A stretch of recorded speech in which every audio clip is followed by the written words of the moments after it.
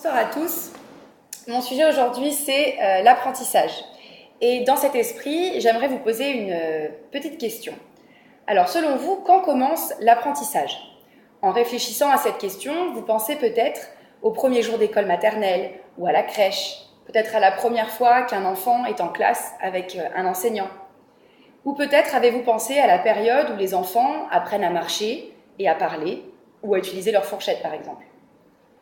Peut-être même que vous avez rencontré le mouvement Tout se joue avant 3 ans, qui affirme que les années les plus importantes pour l'apprentissage sont les premières années. Et donc, votre réponse à ma question serait « l'apprentissage commence à la naissance ». Eh bien aujourd'hui, justement, j'aimerais vous présenter une idée qui peut sembler assez surprenante, voire invraisemblable, mais qui est confirmée par les preuves les plus récentes venues de la recherche en psychologie et en biologie. Et cette idée, c'est que certains de nos apprentissages les plus importants se font avant la naissance, alors que nous sommes encore dans le ventre de nos mères. Alors, pour la petite histoire, je suis journaliste scientifique, j'écris des livres et des articles dans des revues, mais je suis aussi une mère. Et mes deux rôles se sont confondus dans un livre que j'ai écrit il y a peu, qui s'intitule « Origine ». Et dans ce livre, je m'intéresse à un nouveau domaine de recherche qu'on appelle les origines fœtales.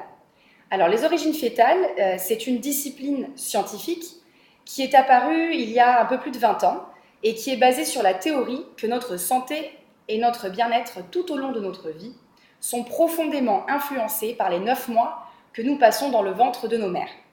Et l'intérêt de cette théorie, elle était plus qu'intellectuelle dans mon cas, puisque à l'époque, j'étais moi-même enceinte. Et l'un des aperçus les plus fascinants que m'a donné ce travail, c'est justement que nous apprenons tous des choses sur le monde avant même d'y entrer. Quand nous prenons nos bébés dans les bras pour la toute première fois, nous pourrions imaginer qu'ils sont comme des pages blanches, qu'ils ne sont pas encore marqués par l'existence, alors qu'en fait, ils ont déjà été transformés par nous-mêmes et par le monde particulier dans lequel nous vivons. Et aujourd'hui, j'aimerais partager avec vous quelques-unes des choses étonnantes que les scientifiques ont découvert sur ce que les fœtus apprennent alors qu'ils sont encore dans le ventre de leur mère. En tout premier lieu, ils apprennent le son de la voix de leur mère. Comme les sons venus du monde extérieur doivent traverser les tissus abdominaux de la mère et le liquide amniotique qui entoure le fœtus, les voix que le fœtus entend à partir du 4e mois de grossesse environ sont assourdies et étouffées. Cependant, la propre voix de la femme enceinte résonne dans tout le corps et atteint donc le fœtus beaucoup plus facilement. Et parce que le fœtus est avec sa mère tout le temps, eh bien il entend beaucoup sa voix. Ainsi, une fois que le bébé est né, il reconnaît la voix de sa mère et il préfère écouter la voix de sa mère plutôt que n'importe quelle autre voix. Alors comment est-ce qu'on peut savoir ça? Eh bien, les nouveau-nés ne savent pas faire grand-chose, mais une activité pour laquelle ils sont vraiment doués, c'est téter.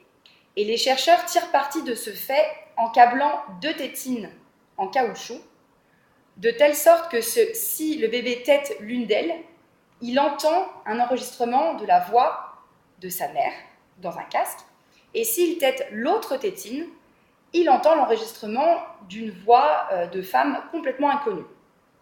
Et les bébés montrent très vite leur préférence en choisissant la première tétine. Et c'est de cette façon-là que les chercheurs ont découvert qu'après que des femmes aient lu à voix haute de façon répétée un passage de Dr Seuss, le chat dans le chapeau, pendant leur grossesse, leurs nouveau-nés reconnaissent le passage qu'ils entendaient, mais ils le reconnaissent en dehors du ventre de leur mère. L'expérience que je préfère dans ce genre-là, c'est celle qui a montré que les bébés de femmes qui regardent une certaine série télévisée tous les jours pendant la grossesse reconnaissent la chanson du générique de cette série une fois nés. Et les fœtus apprennent même des choses sur le langage spécifique qui est parlé dans le monde où ils vont naître. Une étude qui a été publiée l'année dernière a montré qu'à partir de la naissance, du moment de la naissance, les bébés criaient avec l'accent de la langue natale de leur maman. Les bébés français crient donc avec une intonation montante, alors que les bébés allemands finissent sur une intonation retombante, qui imite ainsi les lignes mélodiques de leur langue respective. Quelle est donc l'utilité de cette sorte d'apprentissage intra-utéraux. Ce pourrait être le résultat d'une évolution destinée à faciliter la survie du bébé. En effet, dès sa naissance, le bébé réagit le plus à la voix de la personne qui est la plus susceptible de prendre soin de lui, à savoir sa mère. Et il fait même en sorte que ses cris sonnent comme la langue de sa mère, afin que celle-ci s'attache encore plus à lui, et ce qui pourrait en réalité lui donner de l'avance dans l'apprentissage et la compréhension de sa langue natale. Mais ce ne sont pas seulement des sons qui sont source d'enseignement pour les fœtus intra-utéraux. Ce sont aussi les goûts et les odeurs. À 7 mois de grossesse, les papilles du fœtus sont complètement développés. Et ces récepteurs olfactifs qui lui permettent de sentir fonctionnent déjà très bien. Les saveurs de la nourriture qu'une femme enceinte mange pénètrent jusqu'au liquide amniotique qui est avalé continuellement par le fœtus. Il semble que les bébés se souviennent de ces goûts et qu'ils les préfèrent une fois qu'ils ont été mis au monde. Dans une expérience, on a demandé à un groupe de femmes enceintes de boire beaucoup de jus de carotte pendant le 3e trimestre de leur grossesse, tandis qu'à un autre groupe de femmes, on leur demandait de ne boire que de l'eau. 6 mois plus tard, on a donné aux enfants de ces femmes des céréales mélangées à du jus de carotte, et on a observé leurs expressions faciales tandis qu'ils mangeaient. Les enfants des femmes qui avaient bu du jus de carotte mangeaient plus de céréales parfumées à la carotte, et apparemment, ils semblaient y prendre beaucoup plus de plaisir. Cela signifie donc que les fœtus apprennent vraiment de leur mère ce qu'il est bon et sain de manger. Les fœtus apprennent également à connaître la culture particulière qu'ils vont rejoindre au travers de l'une des plus puissantes expressions culturelles, la nourriture. Ils apprennent à connaître les saveurs et les épices caractéristiques de la cuisine de leur culture avant même d'être nés. En fait, il se trouve que les fœtus apprennent des choses plus importantes encore. Mais avant d'y venir, je voudrais aborder ce qui vous interpelle peut-être. La notion d'apprentissage du fœtus peut vous faire penser à des tentatives d'enrichir le fœtus, comme par exemple diffuser du Mozart dans ses écouteurs placés sur un ventre d'une femme enceinte.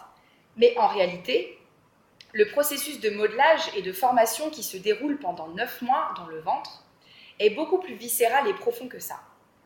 La plupart de ce qu'une femme enceinte rencontre dans sa vie quotidienne, l'air qu'elle respire, la nourriture et les boissons qu'elle consomme, les produits chimiques auxquels elle est exposée, même les émotions qu'elle ressent, sont d'une certaine manière partagées avec son fœtus. Alors, ce qu'un fœtus apprend in utero, ce n'est pas la flûte enchantée de Mozart, mais les réponses à des questions bien plus importantes pour sa survie. Va-t-il naître dans un monde d'abondance ou de pénurie ? Va-t-il être protégé ? Va-t-il être en sécurité ? Ou bien va-t-il devoir affronter des dangers et des menaces constantes ? Va-t-il vivre une longue vie fructueuse ou une courte vie tourmentée ? En particulier, le régime et le niveau de stress d'une femme enceinte fournissent d'importants indices sur les conditions environnantes. Les réglages et les ajustements du cerveau et des autres organes d'un fœtus qui en résultent sont une partie de ce qui nous donne, à nous les humains, notre énorme flexibilité, notre capacité à prospérer dans une très large variété d'environnements, de la campagne à la ville et de la toundra jusqu'au désert. En conclusion, je voudrais vous raconter 2 histoires sur la façon dont les mères enseignent le monde à leurs enfants avant même leur naissance. À l'automne 1944, aux jours les plus sombres de la Deuxième Guerre mondiale, les troupes allemandes ont instauré un blocus de l'ouest de la Hollande, détournant tous les envois de nourriture. L'instauration du siège nazi fut suivie de l'un des hivers les plus rigoureux du siècle, si froid que l'eau des canaux gela complètement. Bientôt, la nourriture fut très rare, beaucoup de Hollandais ne survivant qu'avec 500 calories par jour, c'est-à-dire un quart de ce qu'ils consommaient avant la guerre. Comme les semaines de privation se transformaient en mois, certains en furent réduits à manger des oignons de tulipes. Au début du mois de mai, les réserves de nourriture du pays, pourtant soigneusement rationnées, étaient complètement épuisées. Et le spectre de la famine planait alors. Enfin, le 5 mai 1945, le siège se termina lorsque la Hollande fut libérée par les Alliés. L'hiver de la faim, comme on l'a appelé, a fait plus de 10 000 morts, et en a affaibli des milliers d'autres. Mais il y eut une autre population qui fut touchée par cet événement, à savoir les 40 000 fœtus qui étaient dans le ventre de leur mère pendant le siège. Quelques-uns des effets de la malnutrition durant la grossesse furent immédiatement visibles dans les taux les plus élevés de morts-nés, de défauts congénitaux, de faible poids de naissance et de mort infantile. Mais d'autres ne se seraient pas découverts avant de nombreuses années. Des décennies après ce fameux hiver de la faim, des chercheurs ont montré que les gens dont la mère était enceinte pendant le siège souffraient plus d'obésité, de diabète et de maladies cardiaques dans leur vie d'adulte que ceux qui avaient été portés dans des conditions normales. L'expérience prénatale de la faim chez ces individus semble avoir modifié leur corps d'une multitude de façons. Ils ont une pression artérielle qui est plus élevée, des courbes de cholestérol moins bonnes et une tolérance au glucose réduite. Ce sont tous des signes ici précurseurs du diabète. Alors pourquoi la malnutrition dans l'utérus conduirait-elle plus tard à des maladies ? Une explication pourrait être que les fœtus tirent le meilleur parti d'une situation difficile. Lorsque la nourriture est rare, ils détournent les nutriments vers l'organe le plus important, c'est-à-dire leur cerveau, au détriment des autres organes comme le cœur et le foie. Cela garde le fœtus en vie sur le court terme, mais la facture arrive beaucoup plus tard dans la vie, quand ces autres organes, privés dès le début, deviennent beaucoup plus sensibles aux maladies. Mais ce n'est peut-être pas tout. Il semble aussi que les fœtus réagissent aux données de leur environnement intra-utérin et adaptent leur physiologie en conséquence.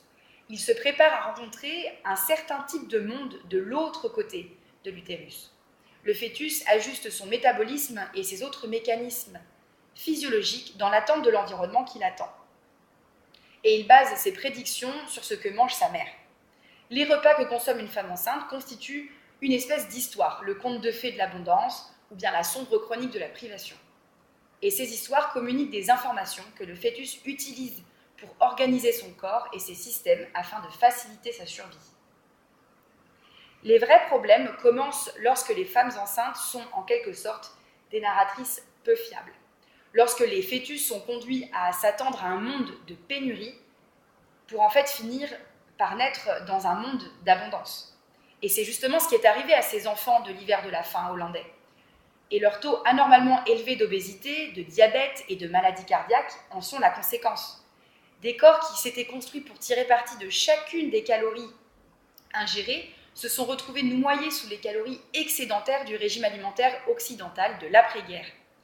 Et le monde qu'ils avaient appris in utero n'était pas du tout celui dans lequel ils sont nés plus tard. Voici une dernière petite histoire. À 8h46, le 11 septembre 2001, des dizaines de milliers de personnes se trouvaient à proximité du World Trade Center à New York. Parmi eux, il y avait 1700 femmes enceintes. Quand les avions ont frappé et que les tours se sont effondrées, beaucoup de ces femmes ont vécu les mêmes horreurs infligées aux autres survivants du désastre, c'est-à-dire l'épouvantable chaos, la confusion, les nuées de poussière et de débris potentiellement toxiques, le cœur battant de peur pour leur vie. Environ un an après le 11 septembre, des chercheurs ont examiné un groupe de femmes qui étaient enceintes lors de leur exposition à l'attaque du World Trade Center. Chez les bébés de certaines de ces femmes qui avaient développé un syndrome de stress post-traumatique à la suite de cette épreuve, les chercheurs ont découvert un marqueur biologique de prédisposition à ce même syndrome. En d'autres termes, les mères ayant développé le syndrome de stress post-traumatique ont transmis une sensibilité à ce trouble à leurs enfants alors qu'ils étaient encore dans l'utérus. Considérons maintenant la chose suivante. Le syndrome de stress post-traumatique nous apparaît comme une réaction au stress qui aurait très mal tourné et qui provoquerait chez ses victimes d'énormes souffrances inutiles. Mais il y a une autre façon de voir le syndrome de stress post-traumatique. Ce qui nous paraît être pathologique pourrait bien être en réalité une adaptation utile dans certaines circonstances. Dans un environnement particulièrement dangereux, les manifestations caractéristiques du syndrome du stress post-traumatique, comme par exemple une hyperconscience de son environnement, une réponse ultra rapide au danger, pourraient bien sauver la vie. L'idée que la transmission prénatale de ce risque de syndrome soit une adaptation est encore une hypothèse, mais moi je la trouve assez forte. Cela signifierait qu'avant même leur naissance, les mères avertissent leurs enfants qu'ils vont arriver dans un monde brutal en leur disant « fais attention ». Alors que ce soit bien clair, les recherches sur les origines fétales n'ont pas du tout pour but d'accabler les femmes pour ce qui arrive durant leur grossesse. Elles ont pour but de trouver comment favoriser au mieux la santé et le bien-être de la génération suivante. Et cet effort important doit se pencher en particulier sur ce que les fœtus apprennent pendant les 9 mois qu'ils passent dans le ventre de leur mère. L'apprentissage est l'une des plus essentielles activités de la vie, et cela commence donc beaucoup plus tôt que ce que nous avions pu imaginer jusqu'alors. Je vous remercie.